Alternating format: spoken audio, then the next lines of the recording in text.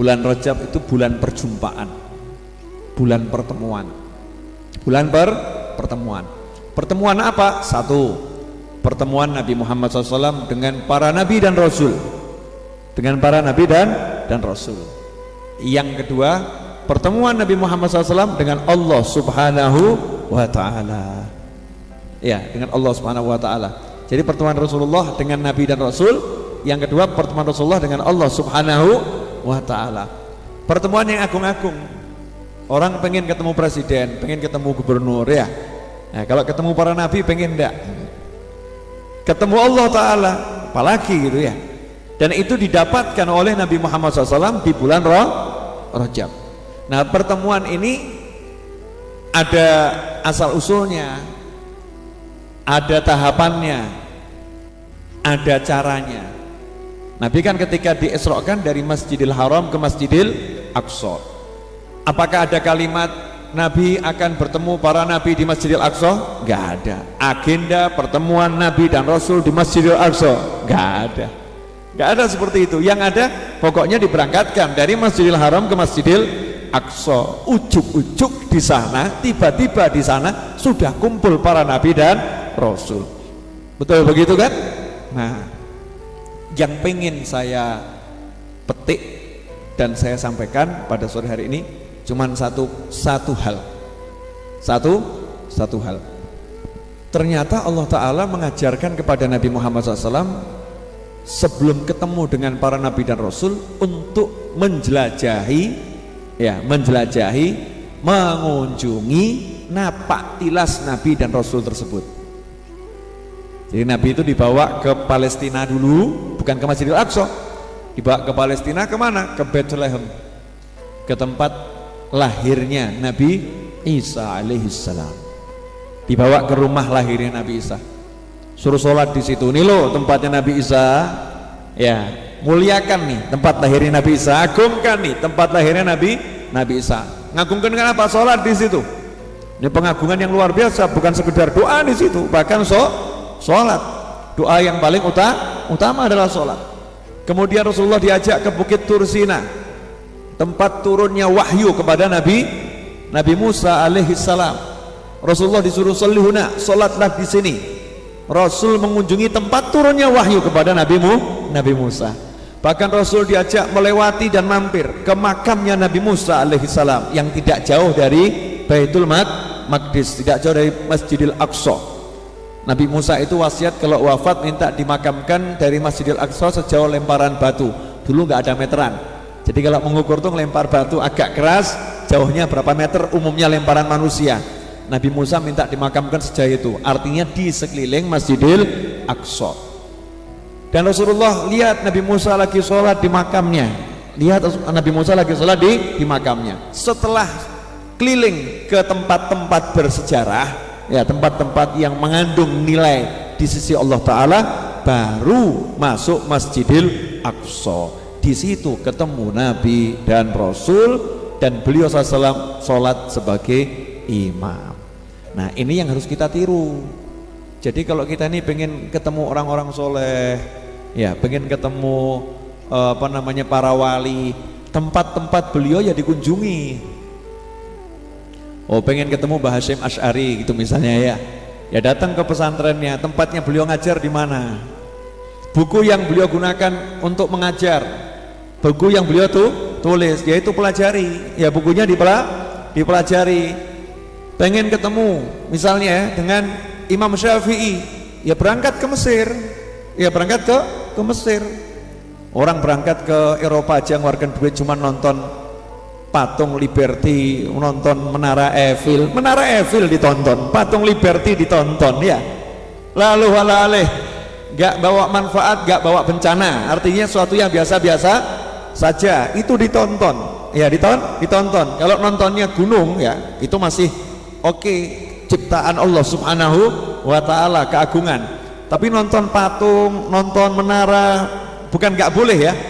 Yang seperti itu aja manusia mau mengeluarkan duit banyak mau. Tapi kenapa kok nggak mau mengeluarkan duit banyak? Pergi itu sana ke tempat di mana Imam Syafi'i mengajar, pergi itu ke sana di tempat Imam Malik mengajar, pergi ke sana di tempat Imam Nawawi mengajar, pergi ke sana, di tempat Syekh Abdul Qadir Al-Jailani biasa mengajar, oh tinggalnya di sini, oh ngajarnya di sini, oh belajarnya di sini. Kunjungi tempat-tempat bersejarah tersebut.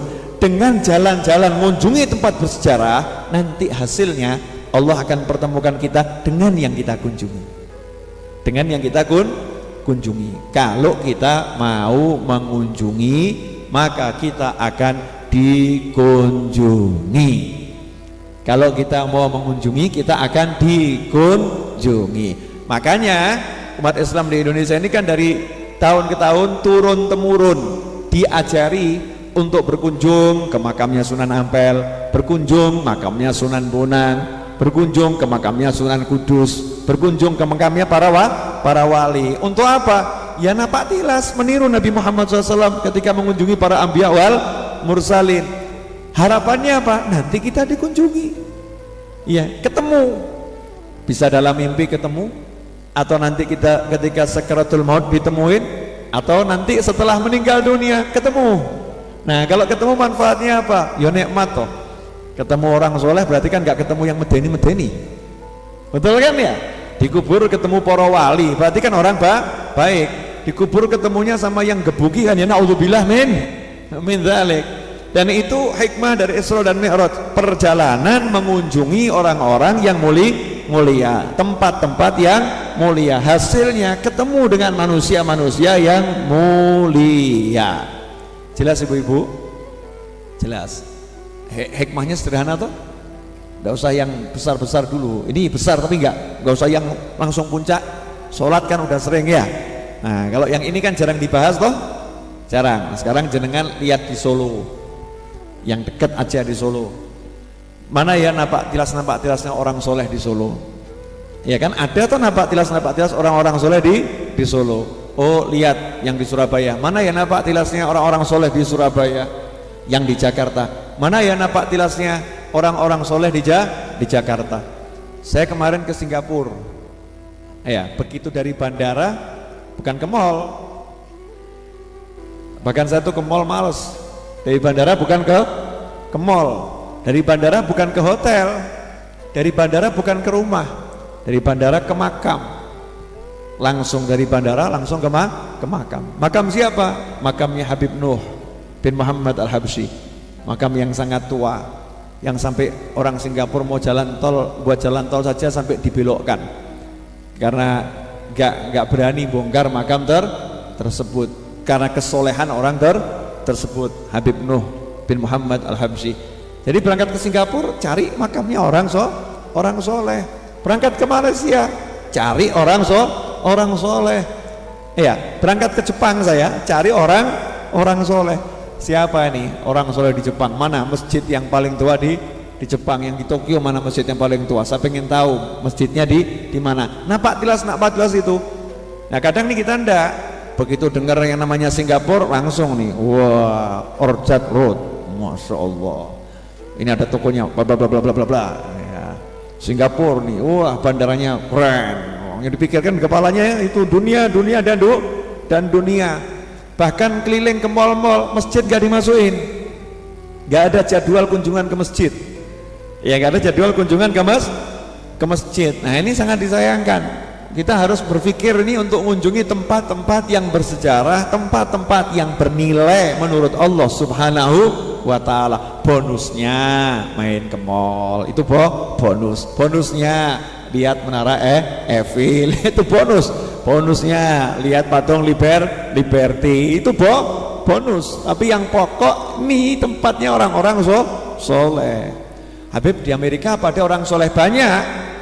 Nah, kamu nggak mau cari ya nggak dapat. Kalau cari ya akan dapat. Dimanapun ada orang soleh.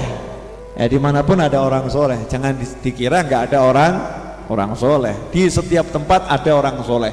Masalahnya mau lihat apa enggak kita, mau cari atau tidak. Nah kalau itu kita lakukan, insya Allah ya, insya Allah bisa dikatakan hampir pasti ya, hampir pasti ya. Ngomong pasti kan ya harus pakai insya Allah. Kita akan ditemui oleh orang-orang soleh tersebut, akan ditemui ya dalam mimpi atau nanti di alam barzah. Yang jelas hatinya jadi nyaman, hatinya jadi tenang. Jelas ibu-ibu dan pemirsa dimanapun Anda berada? Jelas. Yang terakhir, sebentar lagi kan maghrib ya. Yang terakhir, tolong diingatkan keluarganya dan dirinya, mantunya dan anak-anaknya yang sudah balik, yang perempuan, selesaikan hutangmu dengan Tuhanmu. Saya tim penagih hutang Allah Ta'ala. Para ulama ini jadi tim penagih hutang, wajib mengingatkan hutangmu ada berapa, segera selesaikan. Sebentar lagi Ramadan ya, sebentar lagi Ramadan, tidak ada alasan lupa. Ini sudah diingatkan, bahkan diperingatkan. Saya yakin masih banyak yang hutangnya kurang satu, hutangnya kurang dua. Betul ibu-ibu? Iya, alhamdulillah. Ini termasuk para penghutang yang baik, gak lunas-lunas. Sama Allah saja gak dilunasi, apalagi hutang sama yang lain. Jadi nanti ibu kalau ditagih sama orang, jawabnya begini, sorry mas, sama Allah saja hutang saya nggak takut kok mas. Apalagi anda cuma debt collector. Anda kan debt collector paling mukulin. Ya itu saya nggak takut mas. Wong sama Allah Ta'ala yang jelas Allah itu punya jagat raya, Allah punya semuanya, saya utang puasa saja saya nggak takut. Apalagi cuma sama kalian-kalian. Betul begitu ibu-ibu? Nah ya kita kadang walik-walik, utang sama manusia takut-takut, utang sama Allah kok nyantainya luar biasa. Ya Allah maha lomo, tapi yo ngono yo aja ngono. Jangan sampai lewat ya, sebelum Ramadan selesaikan ya, utangnya diselesaikan. Habib saya lupa kurang berapa hari poro luwe, gitu aja kok repot. Ini penyakitnya ibu, saya tuh nggak inget Bib kurang berapa. Ya udah, kira-kira kamu kemarin dulu nggak puasa berapa hari? 7 hari. Saya lupa udah bayar berapa, anggap burung bayar kabeh. Udah puasa 7 hari aja kok abotnya luar biasa. Udah puasa. Wong bayi di perut tuh nggak makan nggak minum, kecuali kalau ada kiriman dari ibunya aja sanggup kok ya. Nggak jelas rezekinya sanggup. Menjenengan kan jelas. Nanti adzan maghrib yo buka kan begitu. Jelas kok yo bingung. Oke, siap bayar utang? Yang sudah lunas nggak usah ngomong sudah. Yang belum ini loh, utangnya dibayar ya bu ya.